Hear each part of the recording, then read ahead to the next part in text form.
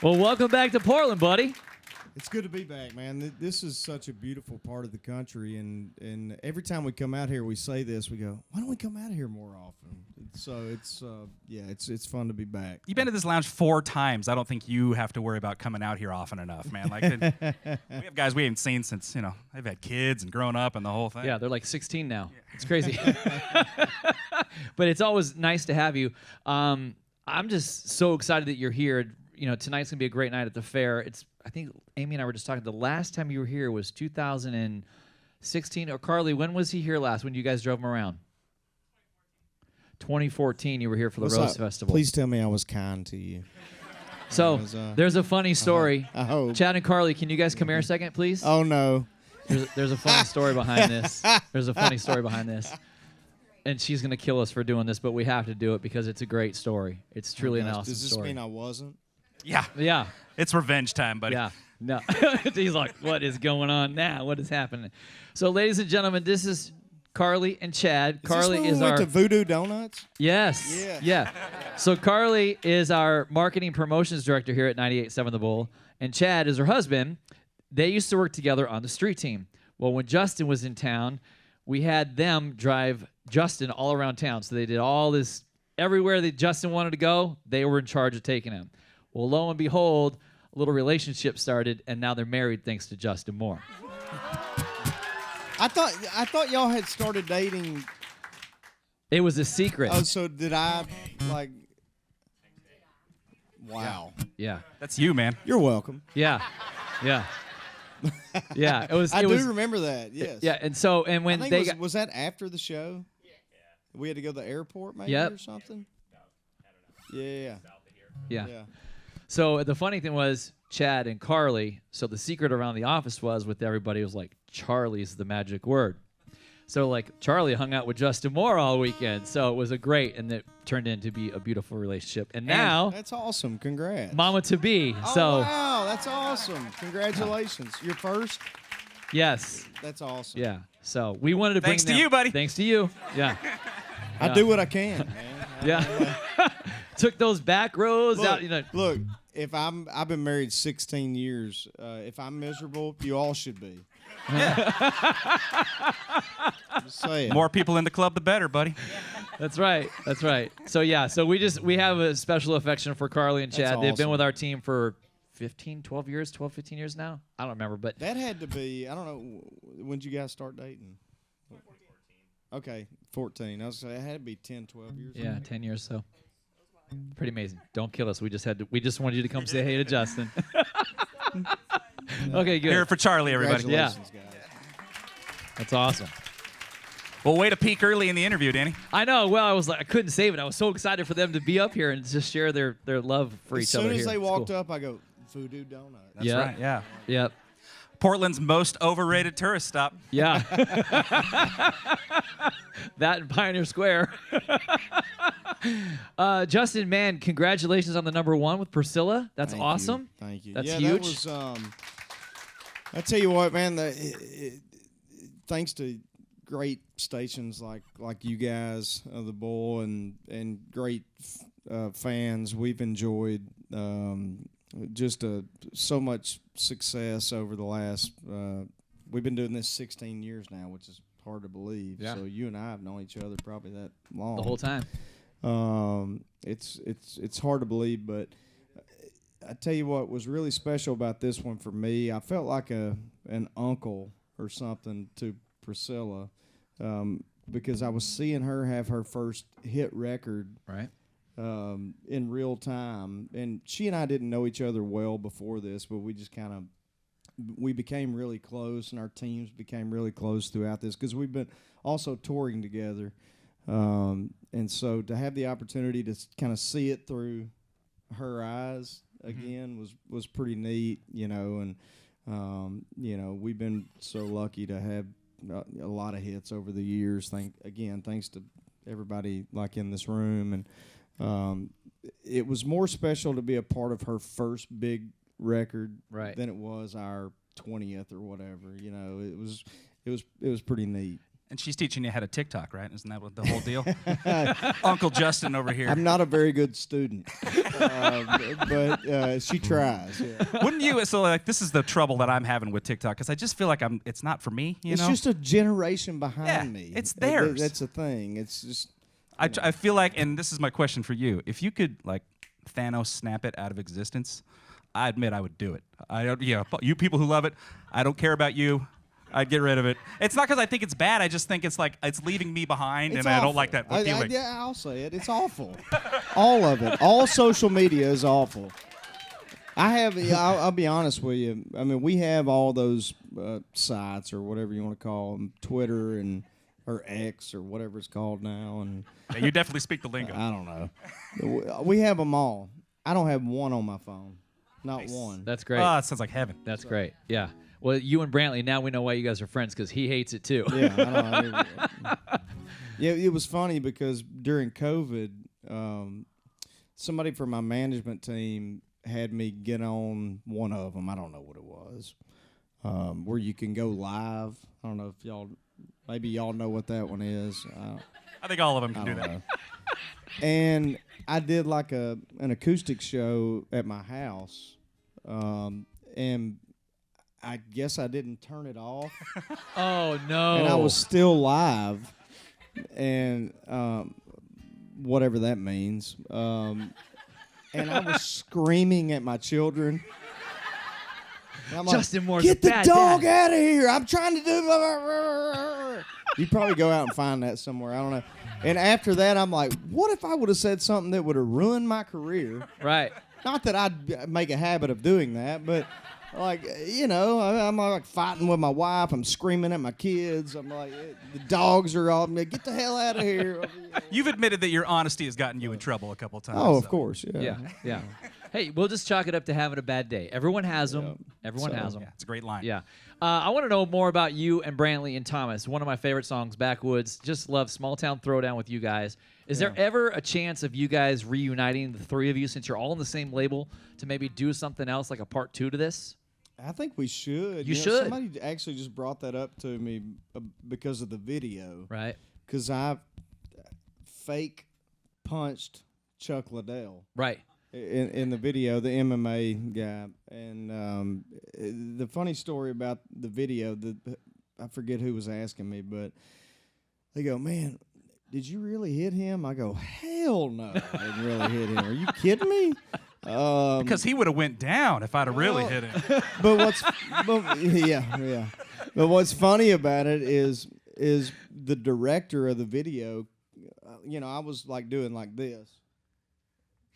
And they kept going, "You got to get closer to him." I'm like, "You come over here and get closer to him." And, Right. and like, He's what if scary I just looking at accidentally hit him? Yeah. And Chuck looks at me, and he meant it. He was so kind about it. He goes, "Man, if you accidentally hit me, it's okay. It's fine." And I'm like, I've never felt less like a man. To be honest with you, Size you up. I'm like, "Man, you never took a punch from me. You don't know how it might hurt you. I don't know."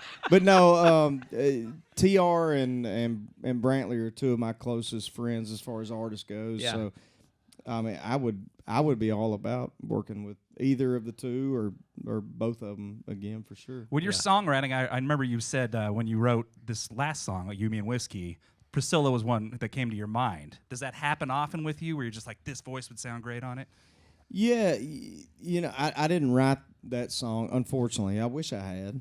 When you heard it, you thought when her voice. I heard yeah. it, I thought that. Yeah. So it's not unlike an idea coming out of nowhere for like a song title or song idea.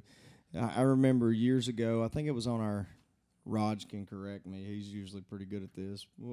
Some Old Redneck Reason, was that the second album, third album? Third, yeah, he knows. I don't know. And while I was writing the third verse, I heard Charlie Daniels singing it. Cool. And he's one of my heroes, not only in music, but he was just a great human being. And he kind of became like a second or third grandpa to me. We got really close, and Anyway, the point is, yeah, I'm sure everybody that writes songs or records songs probably does this, but can't speak for them. But I know for me, when I'm writing something or when I hear it, I go, man. And so with You, Me, and Whiskey, Priscilla and I had just played, coincidentally, a St. Jude benefit. I know that today we're benefiting St. Jude, which is something I think that makes me very proud to be associated with country music. There's a lot of reasons why, but all the work that country music does as a whole with St. Jude is very special to me as a father of four, and knowing people who have actually had to, unfortunately, go there. But we had just played a show, and it was like me and Lee and a bunch of us guys who have been doing this a while, and have had the luxury of having hits. And I remember for me personally, when I went and did those acoustic shows, as a brand new artist, I was really nervous, and I was like, oh, nobody wants to see me. They don't even know me. And so, but she came out and stole the show. She got a bubbly attitude. I had never met her at that point. I had never seen her. Was not familiar with her music, and I'm like, dang, she's good, man. These songs are good. She sings good, and I don't mean to spoil anything for you, but not everybody sings good live. They just don't. I'm just gonna be straight up with you. It's that honesty thing. Yeah, there you go. That won't get you in trouble. And so, I don't know. It was 2 or 3 months later, and I had told her at the show. I said, "Look, I'm Justin. Here's my number. If I can ever do anything for you, I'd be happy to help." I don't, what can I do for her? I mean, I don't know, but if I can't, and then fast forward a few months, I hear this song, and I'm like, man, Priscilla would be cool on this, and so I had told her, any favor I can provide you, let me know. And then fast forward 3 months, I'm asking for a favor. I need your voice. Yeah. But it was a lot of fun. And again, like I said earlier, like we've become really good friends. And she's I think she's a superstar in the making. And I've told her this. I say this on stage. These guys can tell you. I'm like, we'll probably be opening for her in a couple of years. It's crazy. Which would be fine with me. She's confident, and that's why I love her. We had her at Country Fest a couple years ago, and she is just one confident woman. She's just all about having fun. That's what I love about her. I love how she's comfortable in her own skin and owns it. And she never tries to be something she's not, which I really respect. Not only in an artist, but more so as a person. True. Yeah. I want to get back to music because that's what we came for. But I want to ask you one more question. What is it like being a radio DJ now, part time? Time for honesty. I hate the hours. Because we'll know. You hate the hours. I'll be honest with you. I don't like the hours. Yeah. Are you doing it every day? No. Okay, good. No. Wait, what are your hours, man? Well, our show is 6 to 10 Central Time In Arkansas. Yeah, in Arkansas, and it's a sports station, and so it's 99% Razorbacks, right? Which I born and bred. I know about. Yeah, a little bit. Yeah, you're like Jason Aldean with the Georgia fun, Bulldogs. Man. It's like to me the most fun part about it is I've gotten to know like the guys. So just so you guys know, if you don't, I'm as obsessed and as passionate about sports as I am music. If I were a foot taller, I would not be a country singer. If I were built like Riley Green, I would not be a country singer. Yeah. But God stopped it right here. That's country music for you, and buddy. Here we Sorry. are. and so, but like I coach all 4 of my kids, and I have 3 daughters who are 13, 11, and 9. I coach them in softball and basketball. Wow. And my 6-year-old, I'm about to coach in football, and I coached him in baseball. That's too much, brother. This year. And so, anyway, that it's something I love, and I love being around the game, and whichever game, and yeah, it's been fun. But the guys that I was portraying or trying to be like in the yard, 5 seconds left, he comes down. Scotty Thurman comes down at the buzzer. Oh, I missed it. He got fouled. Oh, yeah.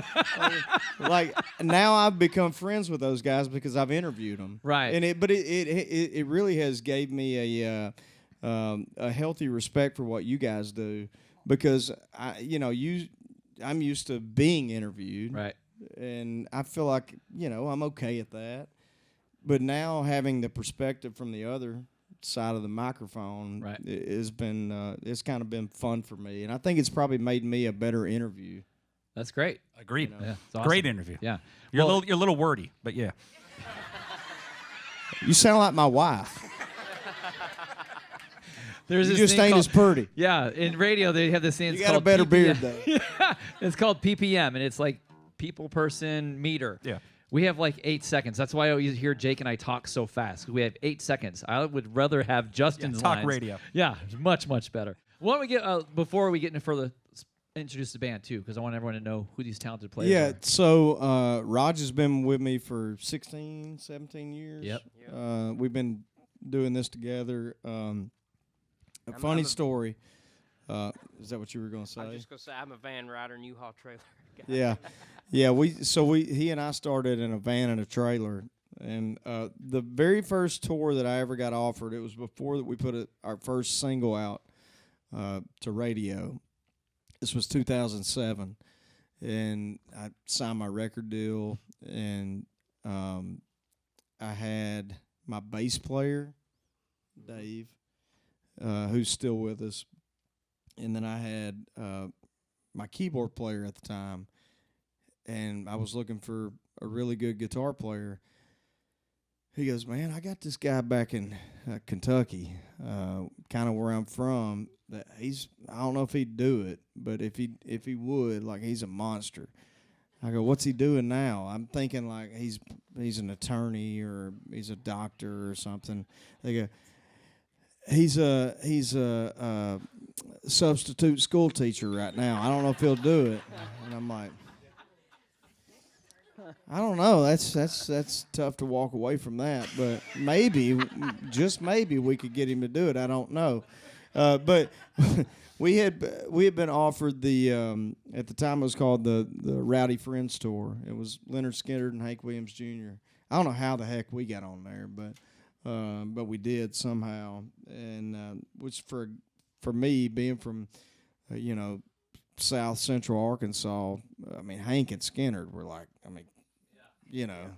and I grew up on old school country and Southern rock and Marshall Tucker Band, Allman Brothers, and all that. And I'm like, oh my gosh, are you kidding me? And so I called Roger. This is a true story. He can back me up on it. I go, hey man, it's Justin. He goes, hey, it's Raj. I go, so, I heard some of your playing, and we got this tour, and, Hank and Skinner, and I'm like, would you maybe want to go out and do it with us? And he goes, yeah. He goes, you talk like me. I go, yeah, you kind of talk like me. He goes, that sounds pretty good to me. I go, all right, man, well, I guess I'll see you in Nashville next week. All right, man, sounds pretty good. That was it. Literally, that was it. And now he's my band leader, been with me for 16, 17 years. So. That story's only good because y'all talk funny. Yeah. That's like Oh, that's awesome. Pretty funny. But That's awesome. Was there another question? I'm sorry. No, just introduce the Stefan. band. I mean, you're not even done this yet. Guy. Oh, yeah.